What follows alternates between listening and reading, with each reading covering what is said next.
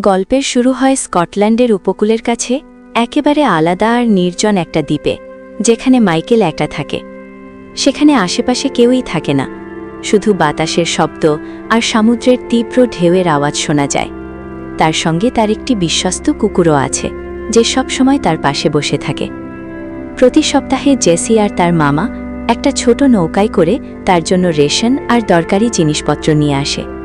কিন্তু মাইকেল সবসময় তাদের এড়িয়ে চলার চেষ্টা করে, তাদের দিকে তাকায় পর্যন্ত না। দরজা খোলাও এড়িয়ে যায়, যেন মানুষের থেকে দূরে থাকাই তার অভ্যেস হয়ে গেছে। একদিন জেসি যখন ক্রেটটা বাইরে রেখে যাচ্ছিল, তখন সে ক্রেটের উপর একটা ছোট উপহারও রেখে দেয়। উপহারটা ছোট হলেও মন থেকে দেওয়া ছিল। নৌকাটা ধীরে ধীরে দূরে চলে গেলে তখন মাইকেল বাড়ি থেকে বাইরে বের হয়।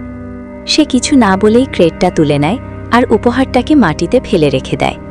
তার কাছে উপহারের কোনো গুরুত্ব ছিল না। পুরো দিন সে বাড়ির ভেতরে বসে মদ খেতে থাকে। টেবিলের ওপর একটা দাবার বোর্ড সাজানো ছিল, আর সে নিজের সঙ্গেই দাবা খেলছিল। পরের সপ্তাহে জেসি সাহস দেখায়। এবার সে শুধু ক্রেট রাখেনি, বরং দরজায় নকও করেছিল। মাইকেল রাগে দরজা খুলে ক্রেটটা ধরে সঙ্গে সঙ্গে দরজা বন্ধ করতে যাচ্ছিল, কিন্তু জেসি তার পা দরজার মাঝখানে আটকে দেয়। সে আবার সেই উপহারটা তার দিকে বাড়িয়ে দিয়ে জিজ্ঞেস করে, আপনি কখনো হ্যালো বলেন না কেন? আপনি সবসময় আমাদের থেকে দূরে কেন থাকেন? মাইকেল কোনো উত্তর দেয়নি। সে জেসির পা জোর করে সরিয়ে দরজা বন্ধ করে দেয়। জেসি জোরে বলে, আমি তোমাকে ধায় পাই না। তারপর সে আবার নৌকার দিকে ফিরে যায়। উপহারটা আবার দরজার সামনে পড়ে রয়ে যায়। নৌকায় তার মামা আবহাওয়ার সতর্কবার্তা পায়, একটা বড় ঝড় আসছে। আকাশ ধীরে ধীরে কালো হয়ে যায়, বাতাস জোরে বইতে শুরু করে। সমুদ্রের ঢেউ এখন অনেক বেশি বিপজ্জনক হয়ে ওঠে। জেসি কষ্ট করে ছোট নৌকায় ওঠে আর চালাতে শুরু করে, কিন্তু ঢেউ এত বেশি ছিল যে তার দাঁড় পানিতে পড়ে যায়। তার মামা সেটা ধরার চেষ্টা করে, কিন্তু ঢেউয়ের কারণে নৌকাটা পুরো উল্টে যায়। দীপি কুকুরটা জানালার পাশে দাঁড়িয়ে কান্নার মতো শব্দ করতে থাকে। তখন মাইকেলের দৃষ্টি বাইরে যায়। সে দেখে সমুদ্রে কিছু একটা গড়বড় হচ্ছে। সে সঙ্গে সঙ্গে বাইরে দৌড়ে যায়। দৌড়ানোর সময় ভুল করে সে উপহারটাকে লাথি মেরে ফেলে দেয়। তারপর সে নিজের নৌকায় ওঠে, একটা ঢালু জায়গা দিয়ে পিছলে নিচে পানির কাছে যায়, আর ইঞ্জিন চালু করে পুরো স্পিডে এগিয়ে যায়। জেসি পানির উপর ভেসে উঠেছিল, কিন্তু তার পা একটা জালে আটকে গিয়েছিল। সে সাঁতার কাটতে পারছিল না। তীব্র ঢেউ তাকে আবার পানির নিচে ঠেলে দেয়, আর সে অজ্ঞান হয়ে যায়।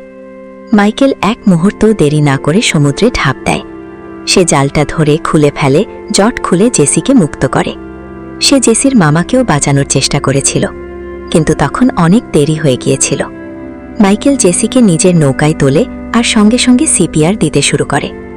অনেকক্ষণ চেষ্টা করার পর অবশেষে জেসি আবার শ্বাস নিতে শুরু করে। সন্ধ্যায় জেসি মাইকেলের বিছানায় জ্ঞান ফিরে পায়। চোখ খুলেই সে তার মামার কথা জিজ্ঞেস করে। মাইকেল ধীরে ধীরে সত্যিটা বলে। এটা শুনে জেসি কেঁদে ফেলে। পুরো দিন সে বিছানায় শুয়ে থাকে। মাইকেল চুপচাপ সোফায় ঘুমিয়ে পড়ে। পরের দিন সকালে মাইকেল তার পা চেক করে।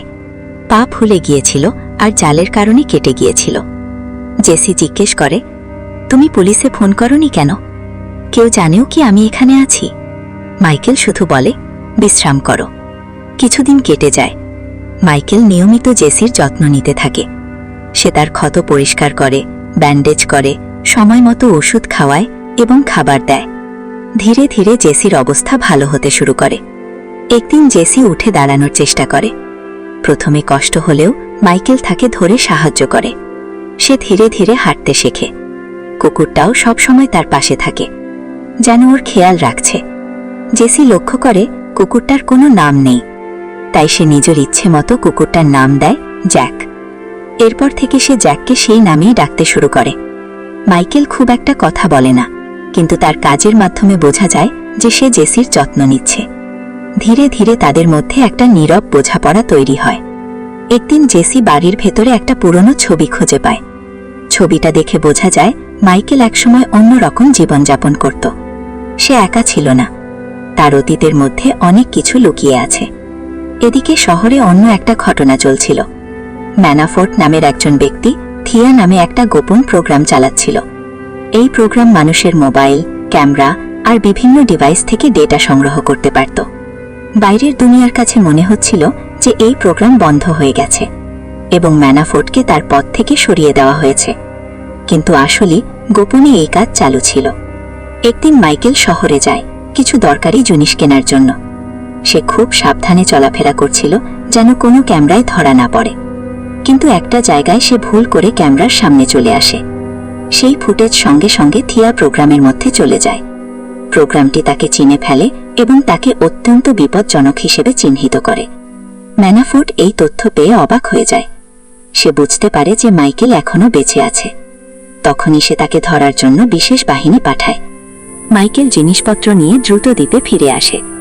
সে বুঝতে পারে যে বিপদ খুব কাছে। রাতে হঠাৎ করে সেই বিশেষ বাহিনীর লোকেরা দ্বীপে আক্রমণ করে। তারা চারদিক থেকে ঘিরে ফেলে, কিন্তু মাইকেল আগে থেকেই প্রস্তুত ছিল। সে চারপাশে ফাঁদ পেতে রেখেছিল। একে একে সৈন্যরা সেই ফাঁদে পড়তে থাকে। তারপর শুরু হয় ভয়ঙ্কর লড়াই। মাইকেল একের পর এক সৈন্যকে পরাস্ত করতে থাকে। তার চলাফেরা আর লড়াইয়ের কৌশল দেখে বোঝা যায় সে সাধারণ মানুষ নয়। জেসি ভেতরে লুকিয়েছিল।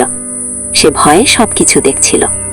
এই লড়াইয়ের মাঝখানে একটা বিস্ফোরণ ঘটে। সেই সময় জ্যাক মাইকেলকে বাঁচাতে এগিয়ে আসে, কিন্তু নিজেই মারাত্মকভাবে আহত হয়। শেষ পর্যন্ত সব সৈন্যকে শেষ করে মাইকেল বাইরে আসে। তখন সে দেখে জ্যাক মাটিতে পড়ে আছে। সে জ্যাককে কোলে তুলে নেয়। জ্যাক ধীরে ধীরে নিঃশ্বাস নিচ্ছিল। তারপর একসময় নিঃশ্বাস বন্ধ হয়ে যায়। এই দৃশ্য দেখে মাইকেল পুরো ভেঙে পড়ে। এতদিন পর তার ভেতরের অনুভূতি বেরিয়ে আসে। সে জ্যাককে খুব ভালোবাসত, কিন্তু কখনো প্রকাশ করেনি। পরের দিন সে জ্যাককে দ্বীপেই কবর দেয়।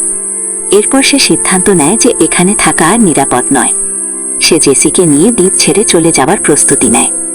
জেসি তখন পুরোপুরি বুঝতে পারে মাইকেলের অতীত খুবই বিপজ্জনক, আর সেই অতীত এখন তাদের পিছু নিয়েছে। মাইকেল জেসিকে নিয়ে দ্বীপ ছেড়ে শহরের দিকে রওনা দেয়।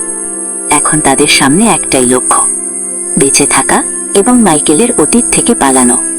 শহরে পৌঁছে তারা খুব সাবধানে চলাফেরা করতে থাকে। মাইকেল সব সময় চারপাশ লক্ষ্য রাখে যেন কেউ তাদের অনুসরণ না করে। সে জানে ম্যানাফোর্ট এত সহজে ছাড়বে না। ধীরে ধীরে জেসি জানতে পারে মাইকেলের আসল পরিচয়। মাইকেল একসময় ব্ল্যাক কাইটস নামের একটি গোপন এজেন্ট গ্রুপের সদস্য ছিল। এই গ্রুপের কোনো অফিসিয়াল রেকর্ড নেই। তারা এমন সব মিশনে কাজ করত যেগুলো সরকার প্রকাশ্যে স্বীকার করে না। কোনো এক মিশনের পর মাইকেলকে মৃত ঘোষণা করা হয়েছিল। আসলে সে ইচ্ছে করেই সবকিছু থেকে দূরে সরে গিয়েছিল, যাতে এই বিপজ্জনক জীবন থেকে বেরিয়ে আসতে পারে। এদিকে ম্যানাফোর্ট মাইকেলকে থামানোর জন্য তার সবচেয়ে ভয়ঙ্কর এজেন্ট ওয়ার্কম্যানকে পাঠায়। ওয়ার্কম্যান অত্যন্ত দক্ষ, নিষ্ঠুর এবং প্রায় অপ্রতিরোধ্য একজন ফাইটার। শহরের বিভিন্ন জায়গায় মাইকেল আর ওয়ার্কম্যানের মধ্যে একাধিকবার সংঘর্ষ হয়। প্রতিবারই তারা একে অপরকে মারাত্মকভাবে আঘাত করে, কিন্তু কেউ কাউকে পুরোপুরি শেষ করতে পারে না। এই সময় মাইকেলের পুরনো বন্ধু আর্থার তাদের সাহায্য করতে এগিয়ে আসে।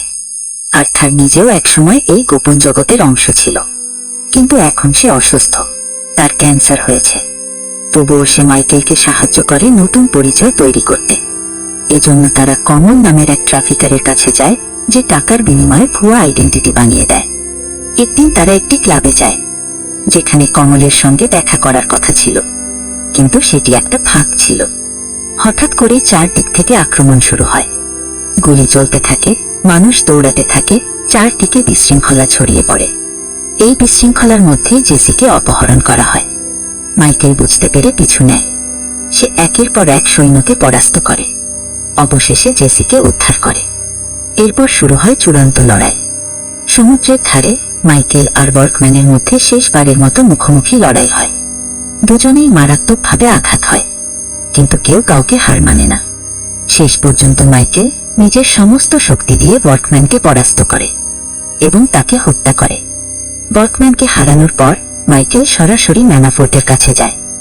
ম্যানাফোর্ট তখনও নিজের ক্ষমতার উপর ভরসা করছিল, কিন্তু এবার মাইকেল তাকে কোনো সুযোগ দেয় না। সে গুলি করে ম্যানাফোর্টকে শেষ করে দেয়। সবকিছু শেষ হয়ে যায়।